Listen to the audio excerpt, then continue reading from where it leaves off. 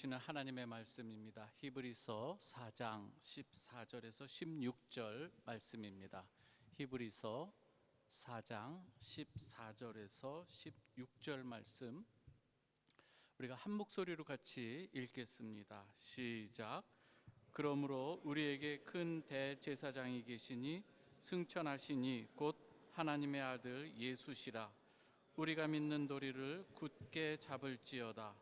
우리에게 있는 대제사장은 우리의 연약함을 동정하지 못하실 리가 아니요 모든 일에 우리와 똑같이 시험을 받으시니로되 죄는 없으시니라. 그러므로 우리는 긍휼하심을 받고 때를 따라 돕는 은혜를 얻기 위하여 은혜의 보좌 앞에 담대히 나아갈 것이니라. 아멘. 잠시 기도한 후에 증거합니다. 주님 감사합니다. 하나님의 말씀을 증거할 때에 정말 하나님께서 은혜를 베풀어 주셔서 이 시간 입술에 파수꾼을 세우시고 또한 증거될 말씀만 하나님 정죄되게 또 하나님 증거될 수 있도록 은혜를 베풀어 주옵소서. 예수 그리스도의 이름으로 기도합니다. 아멘.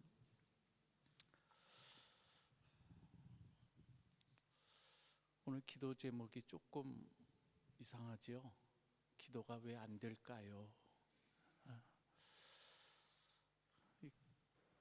설교 준비하면서 제목을 이렇게 준비할 때 거의 다 이제 성경 안에서 그 말씀 안에서 찾는데 좀 고민이 됐습니다. 그러다가 기도가 왜 안 될까? 다만 우리의 고민 중에 하나인 것 같아서 이렇게 좀 잡았습니다. 안 될 수 있습니다, 여러분. 기도가 안 될 수 있습니다. 주님을 사랑하고 주님을 믿고 신뢰하지만 기도가 잘 안 될 수가 있어요. 왜냐하면 기도도 배워야 하기 때문에 그런 거죠. 기도도 배워야 하고 훈련이 되어야 하는 줄 믿으시기 바랍니다. 여러분들이 잘 암송하고 있는 이 주기도문 있죠?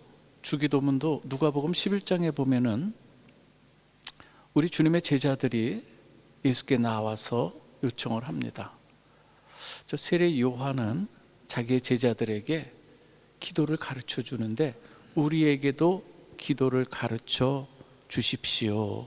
이렇게 할 때 우리 주님께서 너희는 이렇게 기도하라 하시면서 기도를 가르쳐 주신 것이 바로 주 기도문, 주님께서 가르쳐 주신 기도문이죠.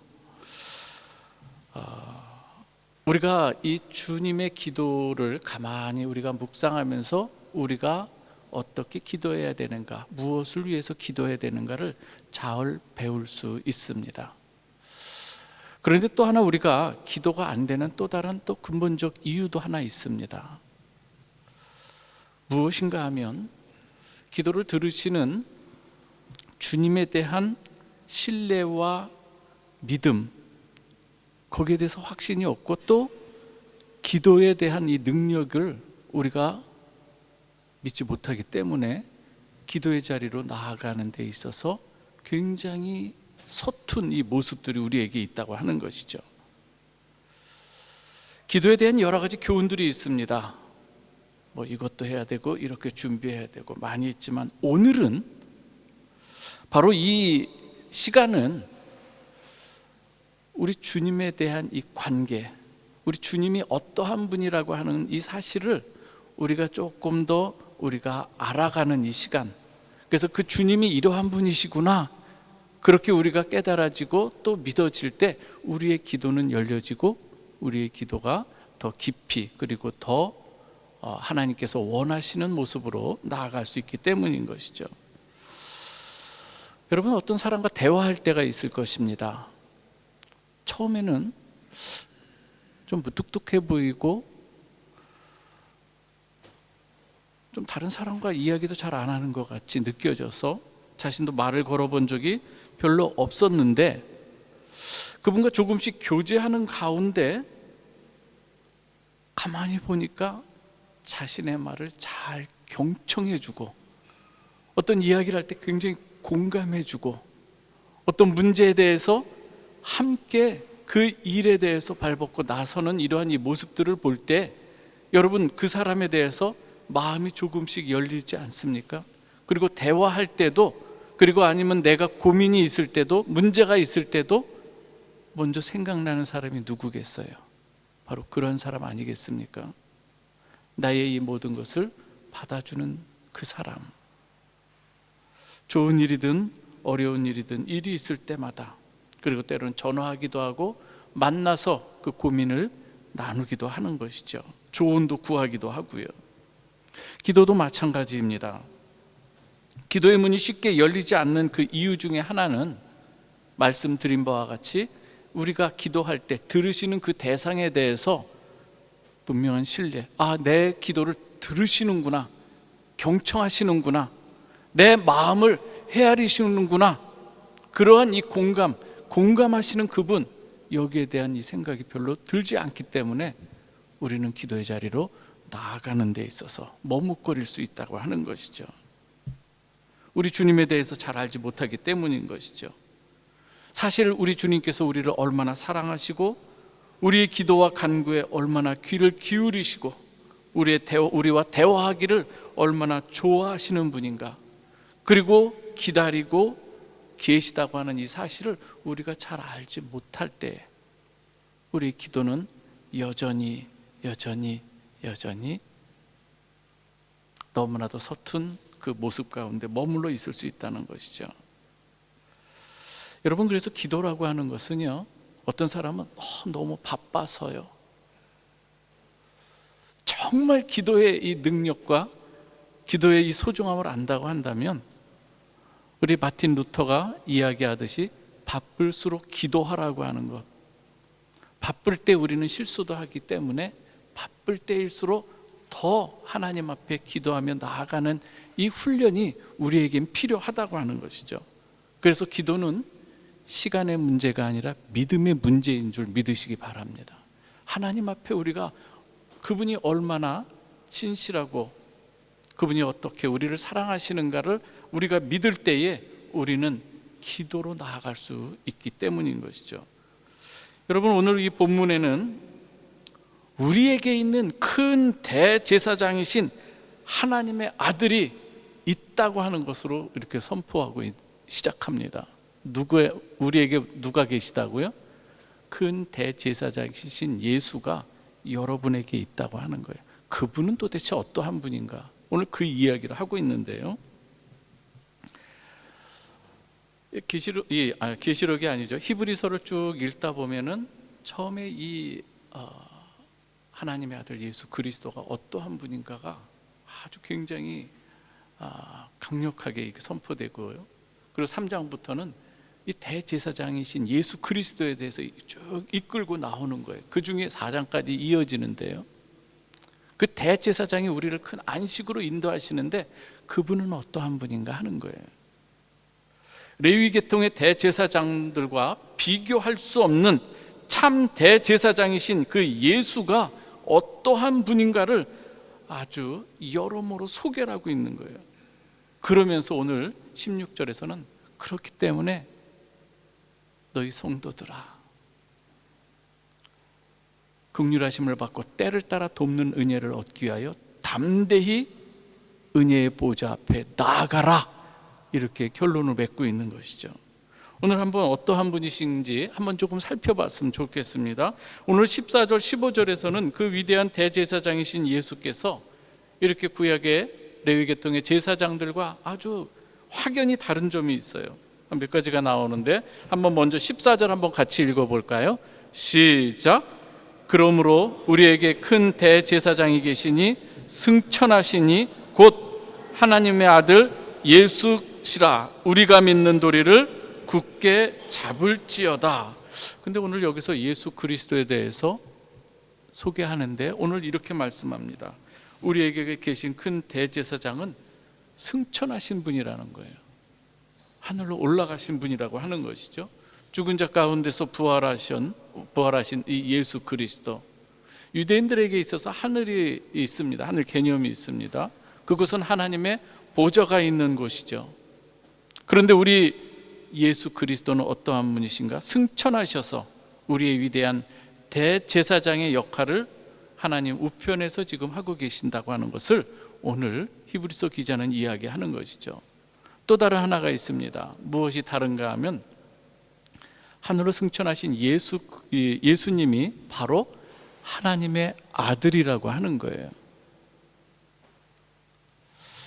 별로 이렇게 실감이 잘 다가오지 않으시잖아요, 그죠? 하나님의 아들이라고 하는 것은 예수님이 곧 하나님과 동일한 신성을 가지신 분이라고 하는 것을 오늘 여기서 말씀하고 있는데요. 여러분, 이 빌립이 예수님께 이런 요청을 한 적이 있습니다.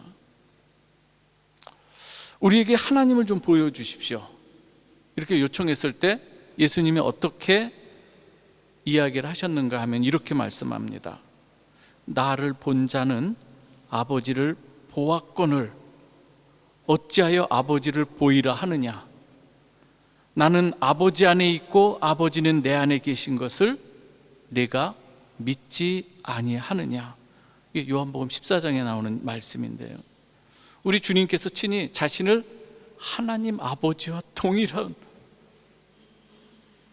그런 이 개념으로 이야기를 하고 계시는 거예요. 여러분, 이 대제사장의 역할을 한번 좀 생각해 보면 이러합니다. 대제사장은 중보자로서 하나님과 인간 사이의 중보자로서의 이 역할을 하는데요. 쉽게 말하면 하나님 한 손으로 인간을 이렇게 연결하면서 이 하나님의 백성을 하나님께로 나아가도록 하는 것이 이 대제사장의 역할인 거예요. 그런데 예수 그리스도는 어떠한 분인가? 바로 하나님과 같은 신성을 지니신 분이고 또 인성, 사람의 모습으로 성육신하심으로 인간의 인성을 동시에 갖고 계신 분이기 때문에 그 어떠한 제사장보다도 우리의 인간의 처지와 형편을 잘 이해하시고 공감하시고 그러한 이 인간들의 이 모습들을 하나님께로 인도하는 데 있어서 가장 어떠한 제사장들보다도 뛰어나게 이 일을 감당하실 분이라고 하는 것을 여기서 말씀하는 것이죠. 능력 있는 분이라고 하는 것입니다. 그러하기에 무엇이다? 우리가 믿는 도리를 굳게 잡으라, 이렇게 말씀하고 있는 것입니다. 여러분, 이 15절에서는요 도리를 굳게 잡아야 하는 그 이유를 또 말씀합니다. 한 세 번째로 한번 좀 생각해 볼 수 있는 것이 다른 점이 여기 또 나오는데요. 한번 15절 거기서는 이제 또 왜냐하면이라고 하는 그 접속사를 넣어서 한번 같이 읽어보면 좋겠습니다. 시작. 왜냐하면 우리에게 있는 대제사장은 우리의 연약함을 동정하지 못하실 리가 아니요 모든 일에 우리와 똑같이 시험을 받으시니로되 죄는 없으시니라. 우리 주님께서 우리의 연약함을 동정하지 못하실 리가 아니다. 쉽게 말하면 동정하시는 분이다 그래야 되는데 이중 부정을 통해서 지금 강조를 하고 있어요. 정말 우리의 이 연약함들, 인간이 가질 수 있는 모든 이 감정과 여러 가지 고난 그리고 고통, 우리의 모든 배신감, 슬픔, 분노, 배고픔, 즐거움, 외로움, 두려움, 그 어떤 것도 우리 주님께서는 공감하실 수 있는 분이라고 하는 거예요. 얼마든지 함께 나누실 수 있는 분이라고 하는 것을 지금 강조하고 있는 것이죠. 주님께서는 인간이 겪을 수 있는 모든 이 모멸과 수치, 고독, 고난과 고통, 죽음까지도 겪으신 분, 인간이 내려갈 수 있는 가장 밑바닥을 경험해 보신 분이 우리 주님이신 줄 믿으시기 바랍니다. 오늘 그 이야기를 우리 히브리서에서도 이렇게 이야기를 합니다. 주님께서 성육신 하신 이 목적이 있어요. 왜 성육신 하셨을까? 우리 히브리서 2장 14절에서 18절 말씀을 우리 한번 같이 보도록 하겠습니다. 조금 길지만은 우리 제가 한번 읽어드릴 때 한번 요 화면을 좀 보시면 좋겠습니다. 자녀들은 혈과 육에 속하였음에 그도 또한 같은 모양으로 혈과 육을 함께 지니심은 죽음을 통하여 죽음의 세력을 잡은 자 곧 마귀를 멸하시며 또 죽기를 무서워함으로 한평생 종노릇하는 모든 자들을 놓아주려 하심이니 이는 확실히 천사들을 붙들어 주려 하심이 아니요 오직 아브라함의 자손을 붙들어 주려 하심이라. 그러므로 그가 범사의 형제들과 같이 되심이 마땅하도다. 이는 하나님의 일에 자비하고 신실한 대제사장이 되어 백성의 죄를 속량하려 하심이라. 그가 시험을 받아 고난을 당하셨은즉 시험을 받는 자들을 능히 도우실 수 있느니라. 아멘입니까, 여러분? 그러면서 레위 계통의 대제사장들과 또 다른 점이 무엇인가 하면 시험을 받으신 이로되 죄는 없으신 분이라고 이렇게 말씀하고 있습니다. 이에 대해서 우리가 한 구절만 더 보도록 합니다. 히브리서 7장 26절에서 28절 말씀입니다. 제가 한번 여기를 같이 한번 읽어볼까요? 한번 같이 읽겠습니다. 시작. 우리에게 합당하니 거룩하고 악이 없고 더러움이 없고 죄인에게서 떠나 계시고 하늘보다 높이 되시니라. 그는 저 대사장들이 먼저 자기 죄를 위하고 다음에 백성의 죄를 위하여 날마다 제사 드리는 것 같이 할 필요가 없으니 이는 그가 단번에 자기를 드려 이루셨음이라. 율법은 약점을 가진 사람들을 제사장으로 세웠거니와 율법 후에 하신 맹세의 말씀은 영원히 온전하게 되신 아들을 세우셨느니라. 그러면서 히브리서 8장 1절에는 거기에 대한 결론을 이야기합니다. 참 이상하게 히브리서는 이런 장마다 이렇게 마무리 짓고 시작할 때마다 연결해서 마치 후크라고 할까요? 연결고리. 그래서 8장 1절에서 시작하면서 또 한 결론을 이렇게 짓는 거예요. 지금 우리가 하는 말의 요점은 이러한 대제사장이 우리에게 있다는 것이라. 그는 하늘에서 지극히 크신 이의 보좌 우편에 앉으셨으니. 그러므로 무엇이다? 결론은 16절. 그러므로 우리는 긍휼하심을 받고 때를 따라 돕는 은혜를 얻기 위하여 은혜의 보좌 앞에 담대히 나아갈 것이니라. 은혜의 보좌 앞에 담대히. 이전에는 너무나도 이 대제사장만 이렇게 들어가야 하는 지성소까지 들어갈 때까지 그러한 여러 가지 절차가 있었어요. 이제는 예수 그리스도께서 십자가에서 달리시면서 그 휘장이 갈라지고 이제는 우리가 하나님의 자녀들은 얼마든지 예수 그리스도의 이름으로 들어갈 수가 있는 거예요. 성경은 말씀합니다. 여러분들을 왕 같은 제사장이라고 말하고 있습니다. 여러분들은 마치 이전에 제사장들이 했던 것처럼 부지런하게 하나님의 말씀, 떡상과 등잔대와 분향단, 이 모든 것을 여러분들이 부지런히, 그래서 우리의 삶 가운데 하나님의 말씀과 기도, 성령의 조명 안에서 또 기도하고 간구하면서 어디로 나아가야 될까요? 은혜의 보좌 앞에 나아가야 된다고 하는 것을 말씀하고 있는 것입니다. 우리 주님께서는요, 우리의 모든 것을 다 공감하실 수 있는 분. 여러분, 이 공감의 힘이 굉장히 크지요. 누군가를 이렇게 이해하고 그를 받아준다고 하는 것은 굉장히 큰 힘이 있습니다. 공감할 때에 때로는 떨구어진 이 고개들을 일으켜 세우는 힘이 있는 거예요. 공감해 줄 때에 우리의 낙심된 그 상한 심령들이 회복될 수가 있다고 하는 것이죠.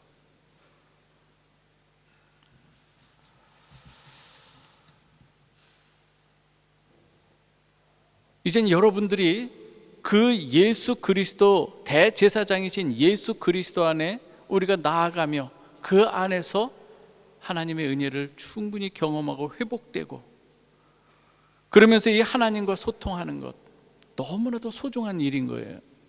하나님께서 우리 성도들에게 소통할 수 있는 이 은혜의 통로를 주셨는데, 하나는 하나님의 말씀이고 또 하나는 기도라고 할 수가 있습니다.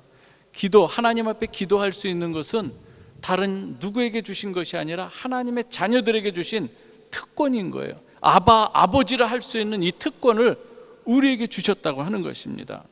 성경은 어떠한 것입니까?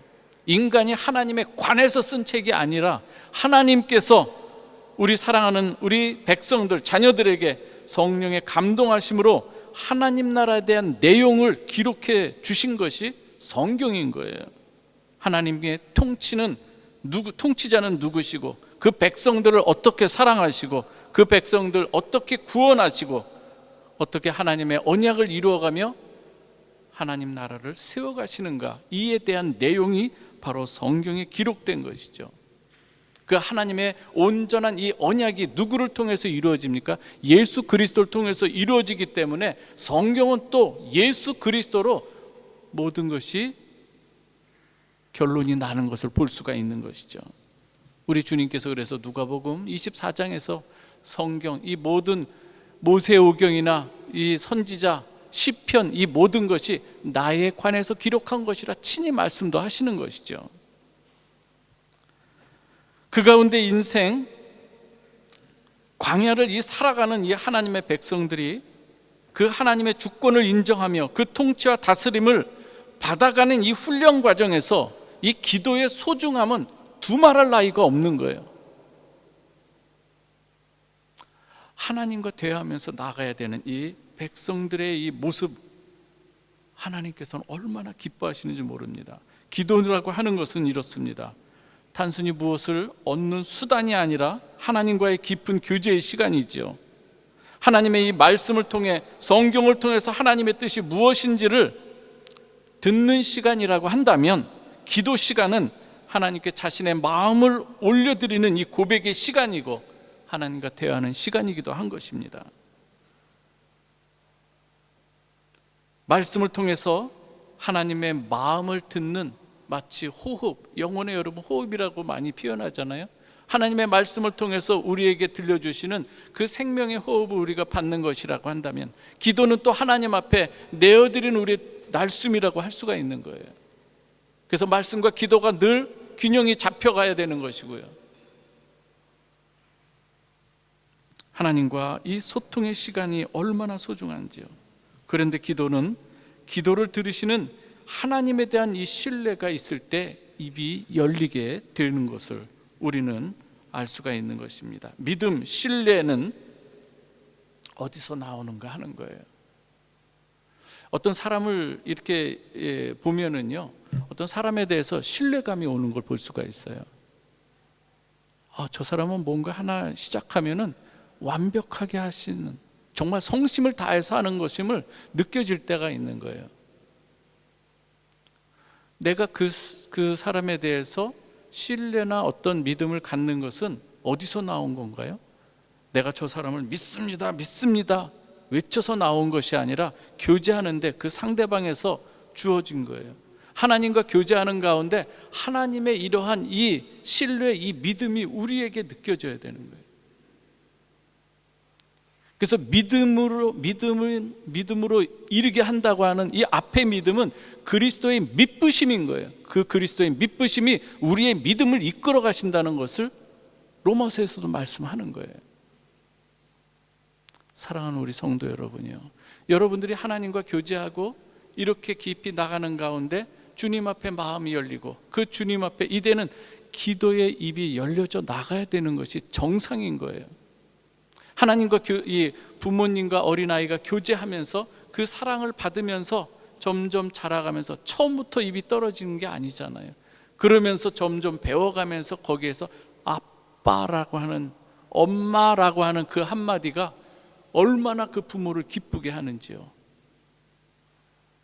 근데 우리의 입술이 이제는 엄마, 아빠라고 고백할 만도 되는데, 이제 너무나도 이렇게 오랜 시간이 됐는데도 불구하고 그 기도의 입술이 너무나도 작게 열리고 있다고 하는 거예요. 사춘기에 접어든 학생들, 점점 부모님과의 이 대화 시간이 줄어들지 않습니까? 혹시 영적 사춘기에 접어든 분들은 혹시 없는지요? 아니면 영적 사춘기에 들어서 하나님과의 기도하는 이 대화의 시간이 어느새 줄어들어 버린 이 모습은 혹시 없는지요? 우리가 살아가면서 은혜의 보좌 앞에 담대히 나아가면서 구해야 할 일들이 있는데요, 오늘 여기서 말씀합니다. 긍휼하심, 주의 긍휼하심과 때를 따라 돕는 은혜라고 이렇게 표현합니다.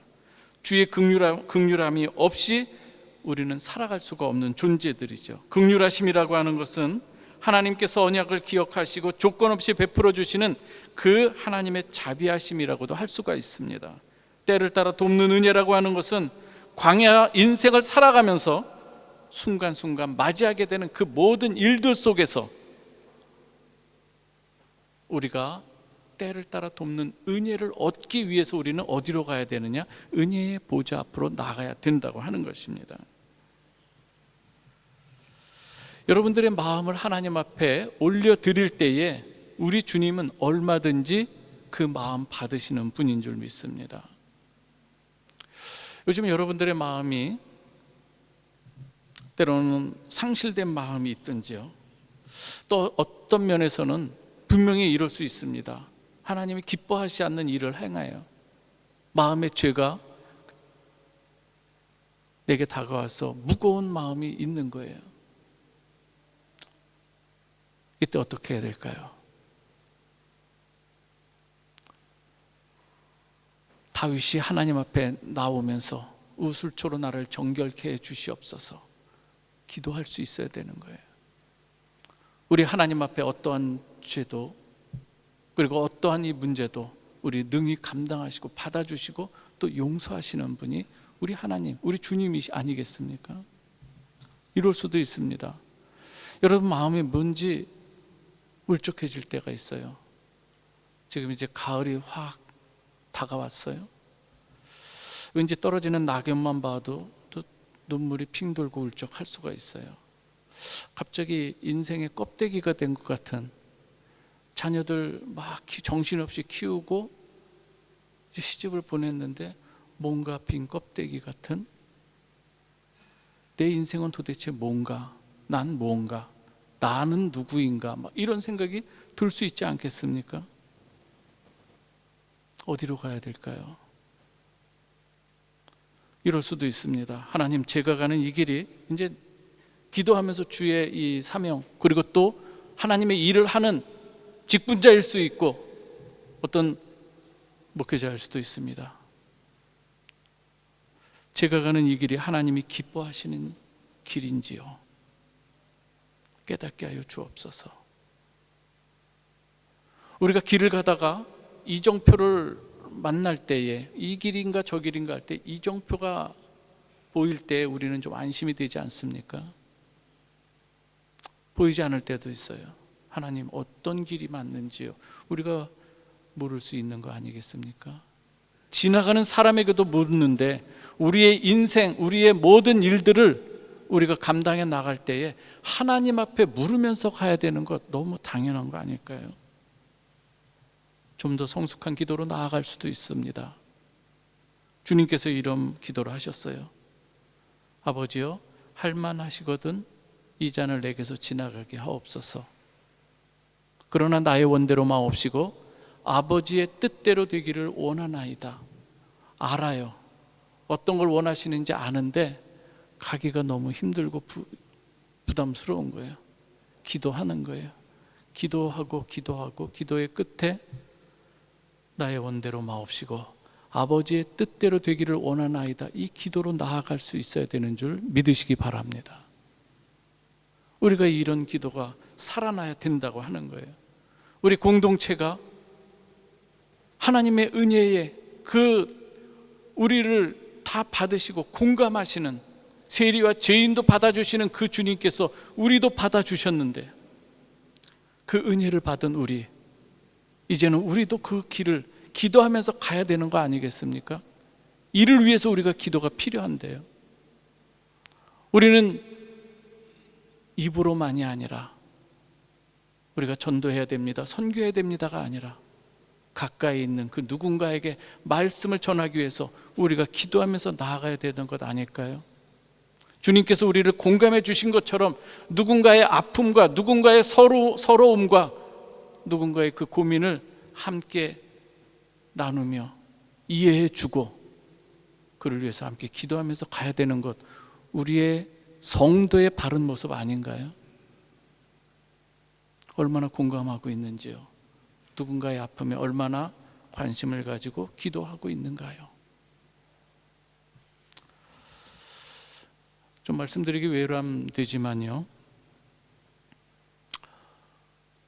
여러분도 아시겠지만 이 교회 청소하시는 분이 계셔요.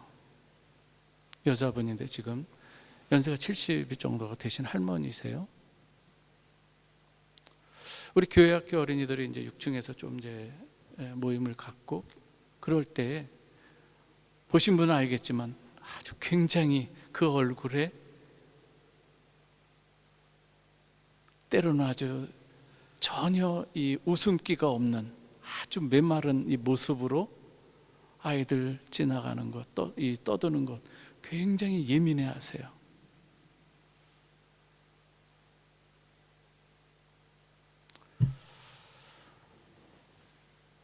기도하면서 문득 그런 생각이 들었어요. 저분이 왜 도대체 왜 이 교회 예배당 안에서 소중한 일을 하는데 저런 핍절한 모습이 되어 계신가? 기도하면서 그런 생각이 들었어요. 그래서 새벽 기도 나올 때에 그분이 새벽부터 청소를 하세요. 여기 교회 이 예배당을 위층부터 해서 그래서 청소기 나서 내가 한번 가서 인사를 드렸어요. 무뚝뚝하기가 이를 데가 없습니다. 그런데 제가 뭔가를 좀 가지고 가면서 잠시 이야기를 나누기 시작했어요. 그리고 또 우리 집사님 한 분이 그분을 위해서 작은 선물을 준비했어요. 양말도 준비하시고 먹을 것 좀 준비하셔서 이렇게 드리고 그랬어요. 이야기 나누는 가운데 그분이 어떠한 분인가 하면 우크라이나 지금 전쟁 중에 있지 않아요? 전쟁 중에 있는데 자기 아들과 손자가 지금 어디에 있는가? 루마니아 그 국경 그리고 헝가리 그 접경 지역에 거기에서 살고 있는데 60살이 되는 남자들은 전쟁으로 이렇게 데리고 간다는 거예요. 그래서 숨어 지내고 있다는 거예요. 아무것도 할 수 없는 이 상황 가운데서 내가 여기서 일해서 보내는 것으로 살고 있대요. 여기만 일하는 거 아니라 자동차 서비스 어떤 그 전시장 있잖아요. 거기에서도 청소를 하고 어떤 이 내무부 같은 거기 건물에서도 세 군데서 청소를 하는 거예요. 그런데 주일날 와서 이때 자는 시간이 있는데 그때 우리의 교회 학교하고 겹치는 시간이에요. 문 꽝 닫고 이렇게 나가 보니까 예민해지신 거예요. 그 이야기를 들으니까 너무나도 가슴이 아픈 거예요. 6층에 가면 거기에 방이 작은 방이 하나 있어요. 그분이 마음을 열기 시작하면서 자기 이야기를 이렇게 쭉 하면서 그래서 들어가서 이야기한 다음에 기도를 해줬어요. 제가 목사인데 근데 그분은 우리 정교회인 것 같아요. 기도를 합니다.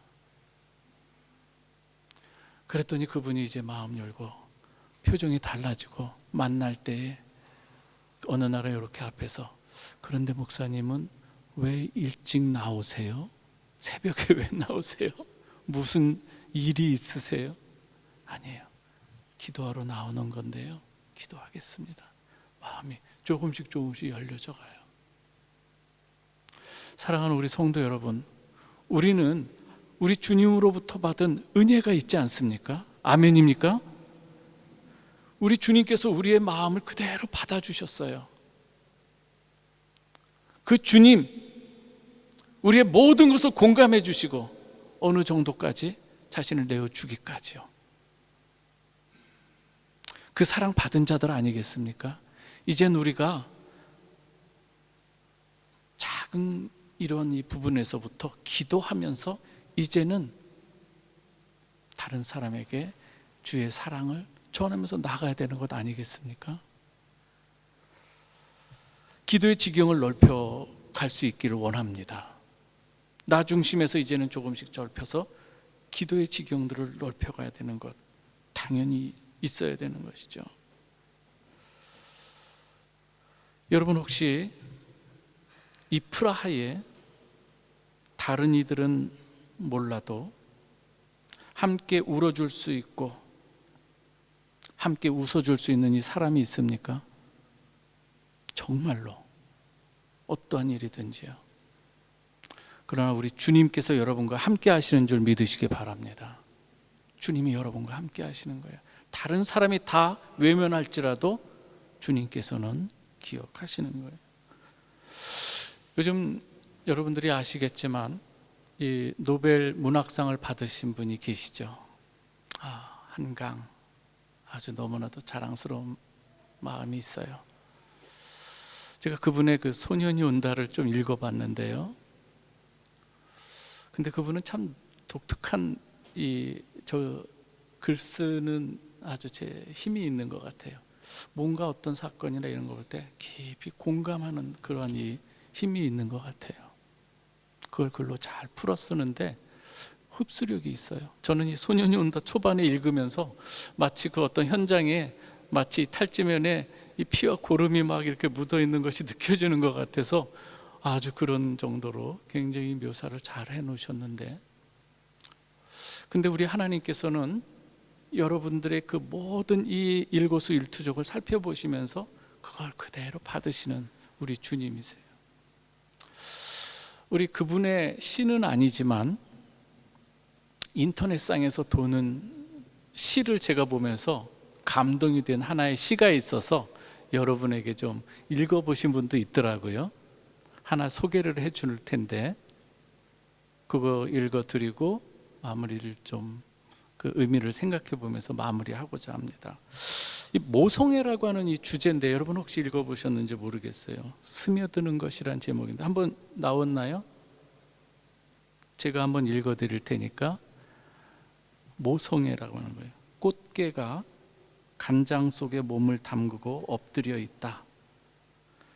간장이 울컥울컥 쏟아질 때 꽃게는 뱃속의 알을 껴안으려고 꿈틀거리다가 더 낮게 더 바닥 쪽으로 웅크렸으리라.